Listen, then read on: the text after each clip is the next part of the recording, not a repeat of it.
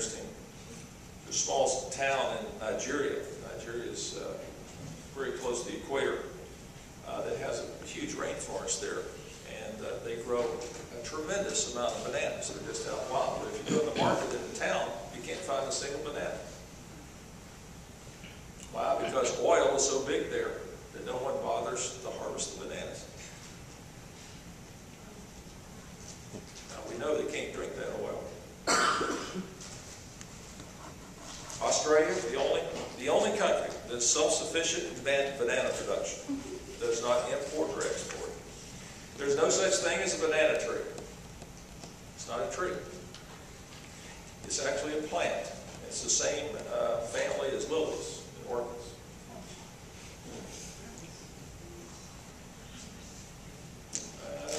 Actually, in history, bananas date back to before BC, before common time, I guess is the politically correct at that time. Alexander the Great, about 300 BC, his conquest of India imported bananas. Average American consumes how many bananas? About 28 pounds a year, the average American. I consume, well, my wife consumes 3 a week. Every time she plays a tennis match, she eats a banana before the match. She plays tennis 3 times a week. That's 150 bananas a year. I'll probably do a little better than that. So I guess we're doing a little more than our share. I'll see you next slide. My staff assistant, Gloria, is from Peru. And she told me that every afternoon when the kids come home from school, they get a banana. That's their treat. That's their snack. A very healthy snack, might add. And it reminds me, you know, we have if you have done any teaching, you know that we have a lot of reasons why students don't come to class. And bananas, I think, have another reason. So the banana student said, student banana was asked, why were you not in class last week? No. Well, last week I didn't feel well. Yeah. Last week I didn't feel well. Okay. Takes a while for some of these. Next slide, please. Now this is Dave Scott. I don't know if you know Dave Scott or not. Dave Scott is a 6-time Ironman winner, the Ironman out in Hawaii.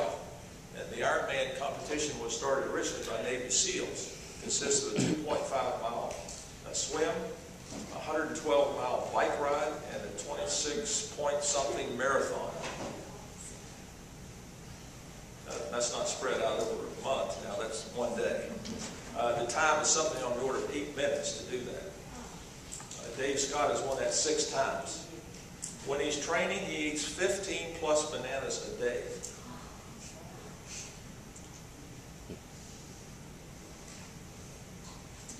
I had a physics student that was actually a runner, and he said that he didn't like bananas.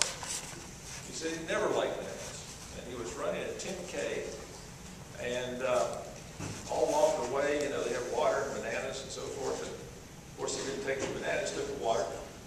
But when he finished the race, he craved bananas. He said he couldn't believe it. He never liked them. He craved bananas. There's a reason for that. And so he went over and gorged himself with 3 or 4 bananas. And I don't know, he didn't tell me if he likes bananas after that or not. Probably too many at one time, but I just thought that was kind of interesting. You probably also may not know that a banana peel is a lot like music. If you don't C sharp, you'll be flat. Banana peel.